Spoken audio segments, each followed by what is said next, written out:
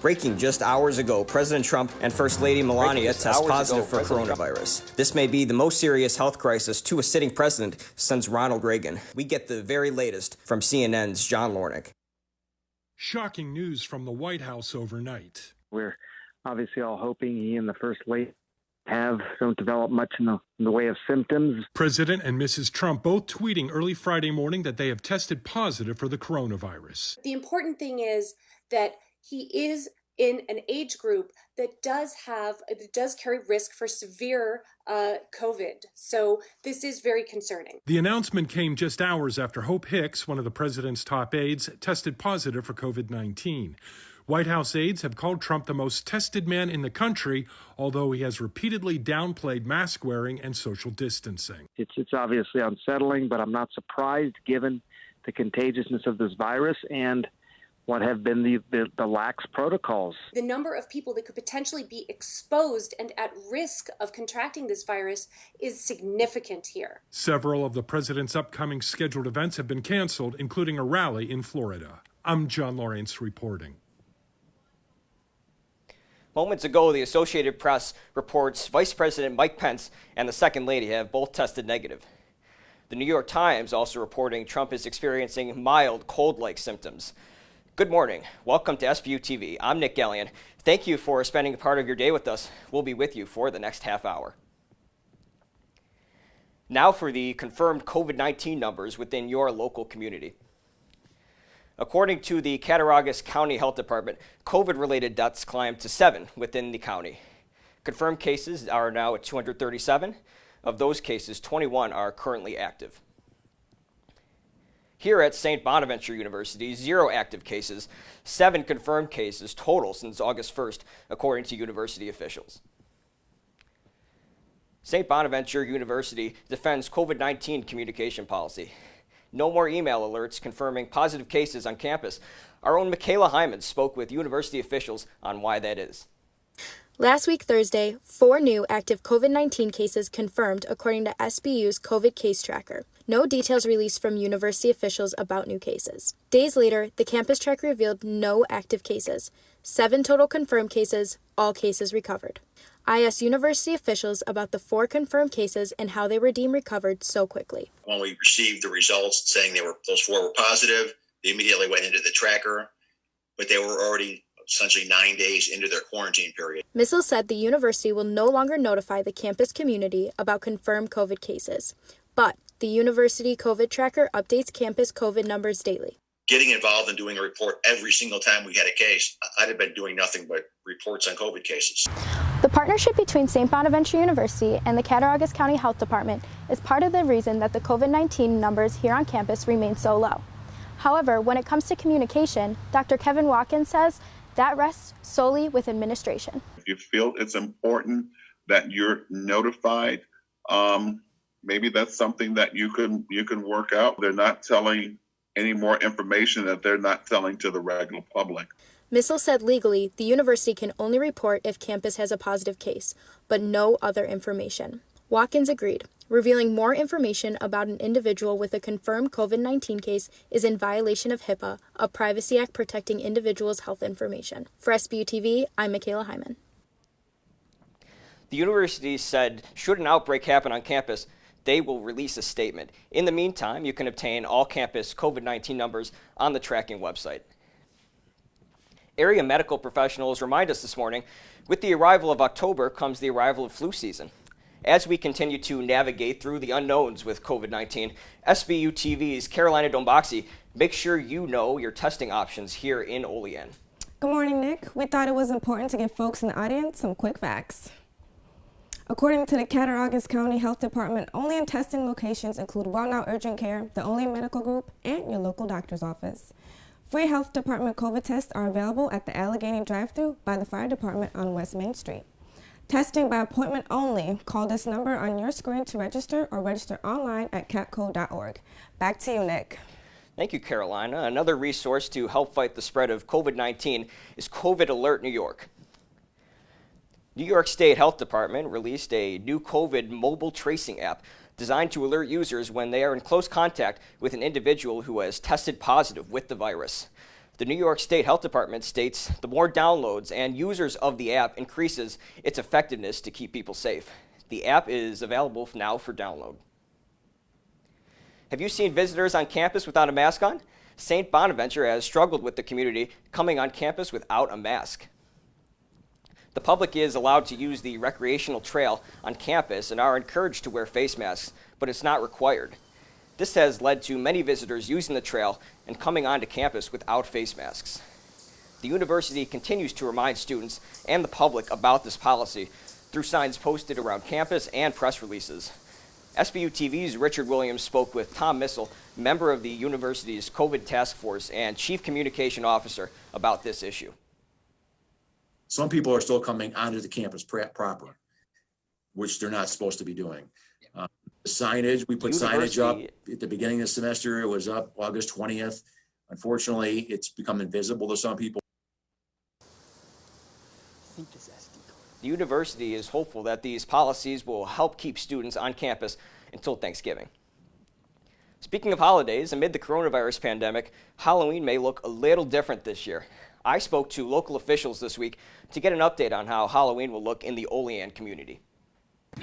Candy. Costumes. It's that time of year again. Halloween is less than a month away, but trick-or-treating doesn't quite align with coronavirus guidelines. It's a giant candy swap. And don't forget the classic bobbing for apples tradition. In other words, all things the CDC wants you to avoid. The CDC labeled trick-or-treating a high-risk activity. It recommends lower-risk activities instead, such as carving pumpkins or having a scavenger hunt with close family and friends, further complicating the issue for parents contemplating whether it's safe to go trick-or-treating or not this year. In mid-September, Governor Cuomo told a Long Island news outlet that he would not outright ban trick-or-treating. He is leaving it up to municipalities to decide whether to move forward with festivities. But Olean Mayor William Aiello has only released one statement regarding Halloween, and the Cattaraugus County Department of Health has not yet released guidelines for trick-or-treating. I talked to local officials this week, so you can stay prepared and know how to stay safe come October 31st. This is going to be an event that we do not want to put a hamper on. If there is a way to allow them that enjoyment for a couple of hours, I think that should be okay for them. We're going to have a point where they can drive up with their kids and candy will be distributed. And that'll probably be at Lincoln Park. Cars drive by and drop candy in their bags as they as they go by. Reporting for SBU-TV, I'm Nick Gallion. Dr. Watkins also told me that the Cattaraugus County Health Department plans to release guidelines for trick-or-treating sometime next week. Want to stay updated on all things COVID-related? Take a look at your screens right now for all of our SBU-TV social media. Let us keep you informed. Atlantic 10 basketball coaches and players came together to form a committee to give minority players a voice against social injustice. SBU-TV's Jaron Holmes brings you more. After the death of George Floyd, Dwayne Simpkins, an assistant coach at George Mason University, Ricardo Greer, an assistant coach at the University of Dayton, formed the A-10 Connecting for Change Committee, a committee designed to unite the minority athletes within the A-10 to use their platform to become staples in their communities and careers. You're used to seeing college basketball players impact the game that way. Well, the A-10 players have decided to impact the world through 3 pillars: educate, empower, and evolve. Educating players on subjects surrounding voting registration, Black history, and law enforcement. Marcus Weathers, Duquesne University forward, explains the importance of voting. I also feel like it's important to be about action, so voting is something that's very important. I feel like that's probably the first step in trying to go into the right direction. Empower includes summer internships for Black athletes while continuing to encourage players to use their voice on campus.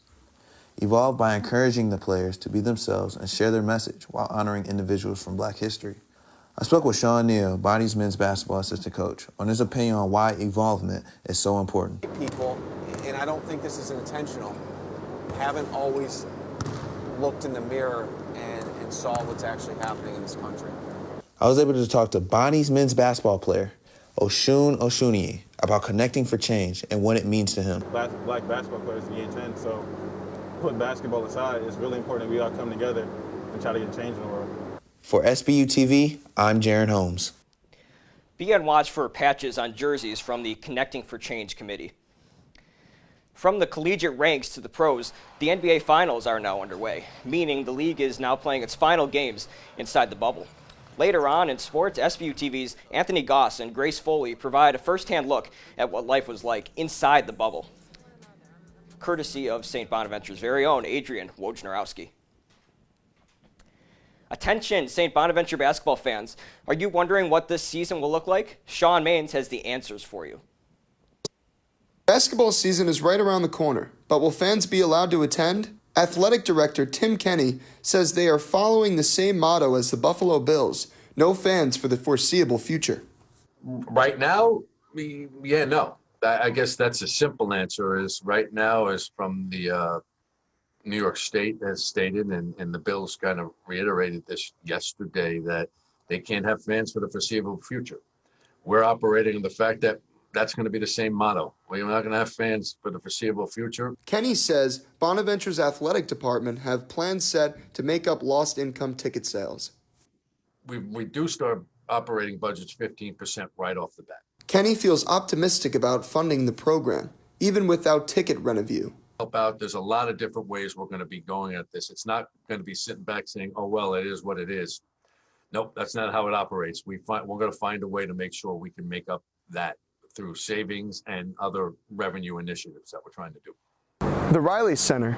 This is where it all happens. 5,480 fans cheer their hearts out for Bonnie's victory. Team manager Dylan Evans knows all about it. You know, there's plenty of games that I can remember being on the sidelines and just the crowd just going crazy, and almost feels like there's an earthquake in the arena.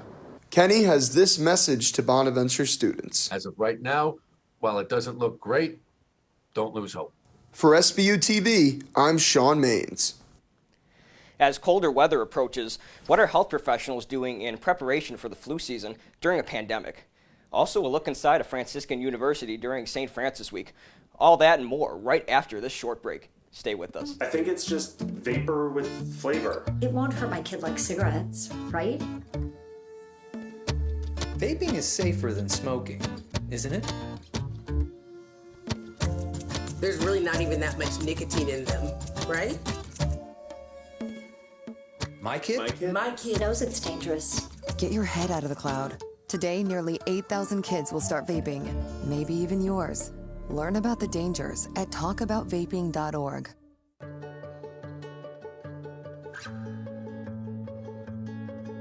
I feel like her heartbeat is like same speed as mine. And I think we have this like deep connection, this heart connection in her heart, that there's room for me and mom. When I'm holding her, it makes me feel calmer. It's a sensory thing. It's a thing with Asperger's. She's really good with Anya. I've seen adults react to my daughter when she has meltdowns like she's from a different planet. And this little animal just sat next to my child and was just like, you know, it's gonna be cool. She's my superhero. Good job, Kit Kat. When we adopted Lucky, we discovered all the wonderful things that make her unique. Lucky's a little bit of a lot of things, but mostly she's pure love.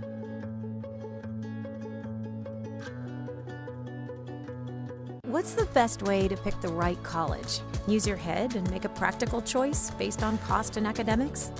Or follow your heart to a place that just feels right? At St. Bonaventure, you can do both. Here, you'll join a unique community that celebrates individuality, meet professors as passionate about people as they are about learning, and form lifelong connections without a lifetime of debt. Come see for yourself why St. Bonaventure isn't just a special place, it's a smart choice. Do it for your roommates. Do it for your teachers.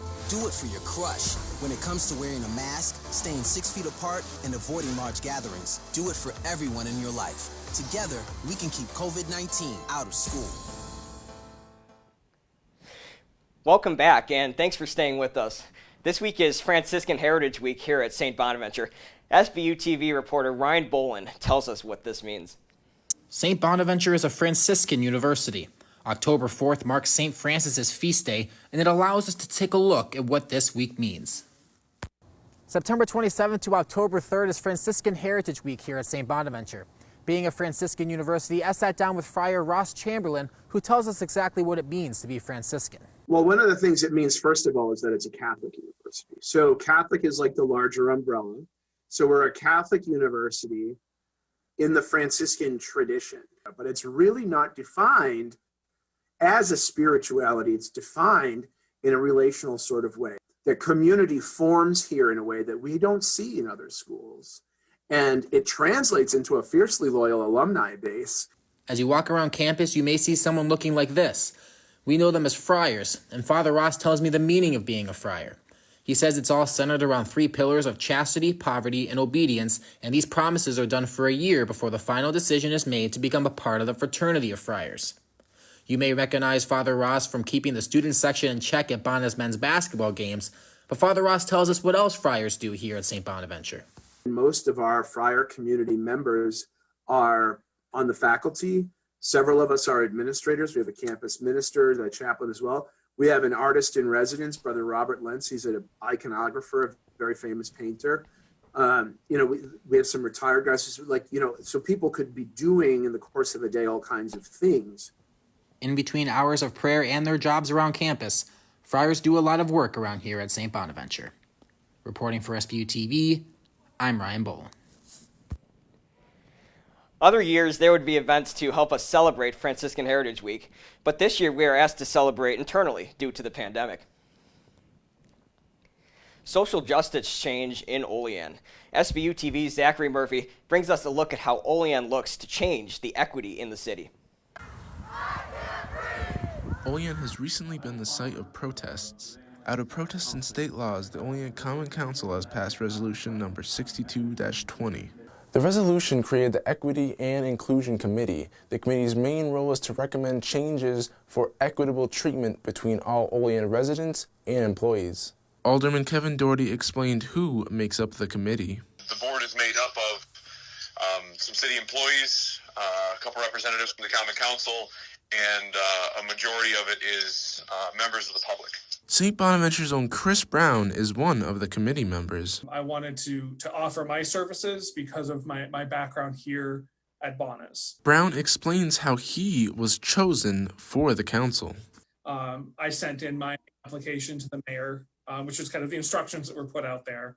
And then the mayor, in consultation with the Common Council, made the appointments. Brown shares why a committee like this is important. In our community here in Olean, we need to be looking at that, like the bigger picture structures that are either like promoting progress or holding us back. Brown also shared a personal reason for being on the committee. It's a chance to give back and to serve my community, and to take a look at ways that I can be a force or an influence for progress in the community that I've lived in. I'm Zachary Murphy with SBU-TV. The committee is yet to have their first meeting.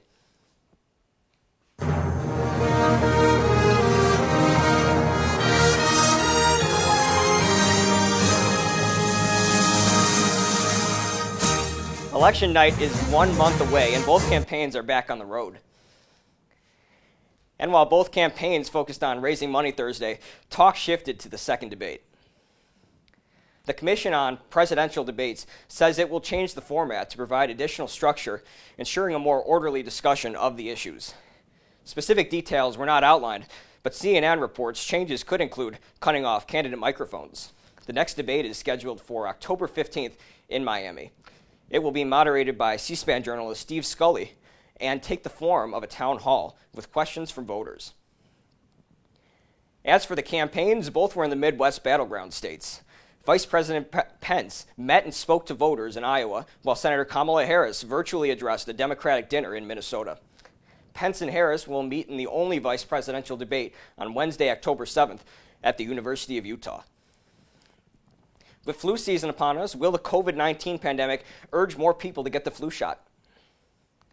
The nation's top infectious diseases specialist, Dr. Anthony Fauci, and the CDC are recommending flu shots more than ever amid the pandemic. According to the ACS Mott Children's Hospital poll of 2,000 people, 1 in 3 parents will not be vaccinating their children due to concerns of side effects or anti-vaccine beliefs. Doctors urge people to get flu shots before the end of October for better protection heading into the winter months. Where can you get your flu shot here in Olean? Olean public flu shot locations include pharmacies at CVS, Tops, Walmart, and Rite Aid. Attention Bonaventure students, the Cattaraugus County Health Department will not hold a flu shot clinic on October 28th from 10 a.m. to 2 p.m. in the tents between the Richter Center and the Riley Center. Walmart will hold its flu shot clinics for students on October 5th, October 15th, and October 25th. Coming up, how did the happiest place on earth manage during the COVID-19 pandemic? Find out right after this.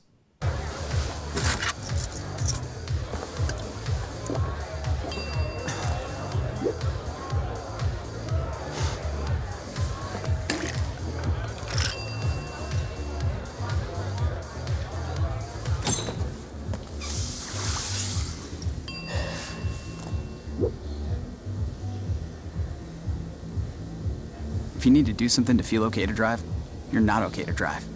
Don't drive buzzed. Because the fight isn't over yet. You will see me choose to protect my community by wearing a face cover. And even with my face covered, You will see me. As a son, As a man with a never quit attitude. As a fighter for change. join me in wearing a face cover. To help stop the spread of the coronavirus. Because this is one small act of kindness that has the power to make a big difference. Roll over. Chance high five. All right. When you adopt a shelter pet, you discover all the things that make them unique. And your mother and...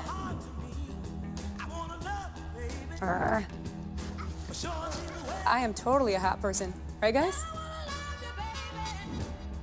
Thanks for being honest. They're a little bit of a lot of things, but they're all pure love. Adopt pure love at theshelterpetproject.org. The census is when we count every person in each home in every neighborhood. Do kids count? We all count, especially kids and babies. Make your family count. Count all the kids living in your home. Visit 2020census.gov.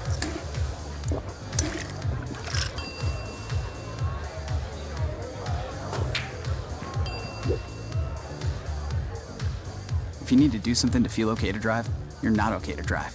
Don't drive buzzed. I work out every day.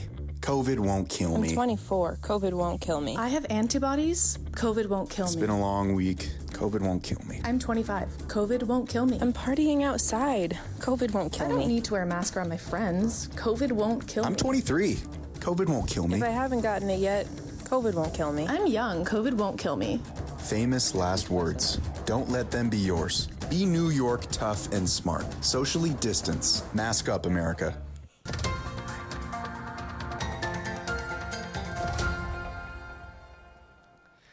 The happiest place on earth just laid off over 28,000 employees as a result of the COVID-19 pandemic. The COVID-19 pandemic leaving its mark in yet another business. The 4-month closure, limited capacity, and the uncertainty of this pandemic left Disney laying off 67% of its part-time employees. As the amusement parks slowly approach their way to full capacity, Disney is optimistic that these setbacks will make them more effective and more efficient for when the world goes back to normal. Fire departments battle with raging California wildfires. This record-breaking wildfire season is still weeks away from being over. The Glass and Zog fires in Northern California bring more distress than any other wildfires in California history. These fires have already taken 3 lives. Combined, they have destroyed almost 100,000 acres of Northern California, obliterating any structure within their path with no end of wildfire season in sight. In case you missed it last time, we have you covered. Our social media is on your screens right now. Give us a follow as we bring you the latest news here at SBU and in your community. Coming up after the break in sports, you won't want to miss our feature interview with Bona's alum, Adrian Wojnarowski, as he talks about his experience in the NBA bubble. SBU-TV will be right back.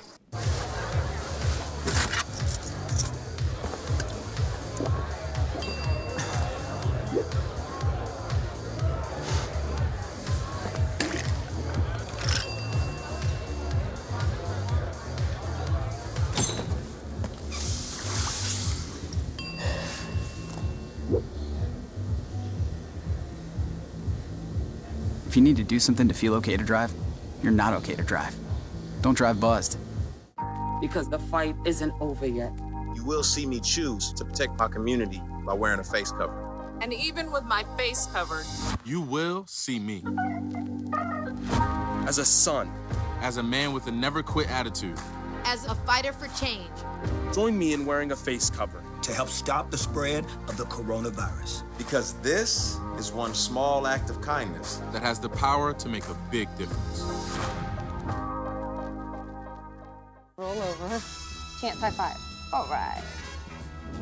When you adopt a shelter pet, you discover all the things that make them unique. And your mother and... I am totally a hot person. Right, guys? Thanks for being honest. They're a little bit of a lot of things, but they're all pure love. Adopt pure love at theshelterpetproject.org. The census is when we count every person in each home in every neighborhood. Do kids count? We all count, especially kids and babies. Make your family count. Count all the kids living in your home. Visit 2020census.gov.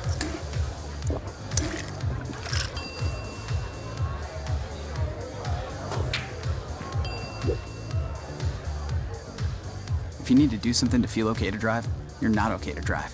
Don't drive buzzed. I work out every day. COVID won't kill I'm me. 24. COVID won't kill me. I have antibodies. COVID won't kill It's me. been a long week. COVID won't kill me. I'm 25. COVID won't kill me. I'm partying outside. COVID won't kill me. I don't need to wear a mask around my friends. COVID won't kill me. I'm 23. COVID won't kill me. If I haven't gotten it yet, COVID won't kill me. I'm young. COVID won't kill me.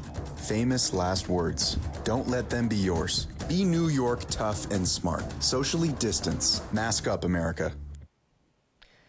Thank you for staying with us this morning. And now, passing you to sports with Tommy Valentine. Tommy?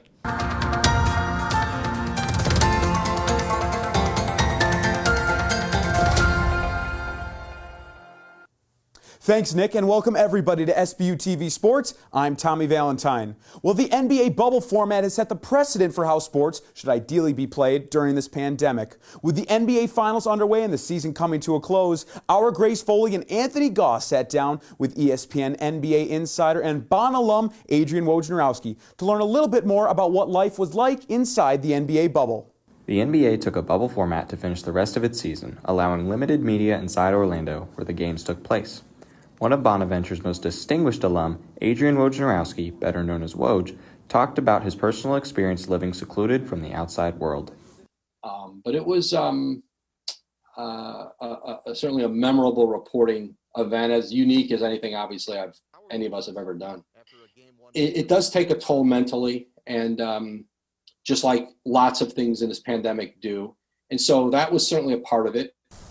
When the NBA resumed its season, the league went to a 22-team bubble format at Disney's Wide World of Sports complex. Games played in empty arenas without fans created an environment unprecedented in NBA history. It was just so unique to be in the gym. And here is like an NBA game, and it was almost like you're on a spaceship somewhere. You know, the piped-in noise that you see on TV, you heard it in the arena too. You really saw the players had to manufacture a lot of the emotion and the things that come from a crowd. Throughout his career, Woj has covered many significant events in sports, but none matched the atmosphere of the NBA bubble. It's mentally taxing as it went on. You know, it was a stretch of time and reporting that I'm sure I'll never forget. A really unique circumstance. I'm glad I got to be a part of it. I'm also glad I'm home. The bubble was clearly a unique experience from all perspectives: teams, media, and fans. One can hope for sports to return to its old ways. Anthony Goss, SBU-TV Sports. New, now, next.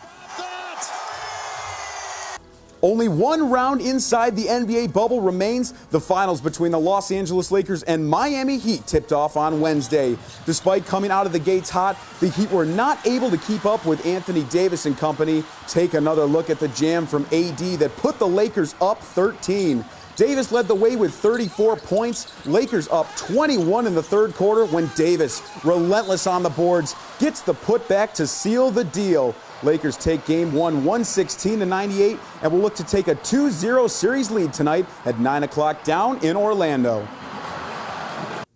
One of the few professional leagues that has not yet implemented the bubble is the NFL, and just 3 weeks into the season, they're already starting to pay the price for it.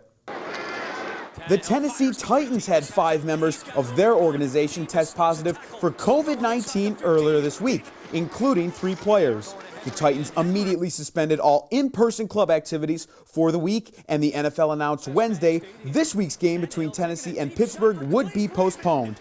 As a precaution, the Minnesota Vikings, who hosted the Titans last Sunday, shut down their practice facility Tuesday and Wednesday. The Buffalo Bills are scheduled to head to Tennessee for a game on October 11th.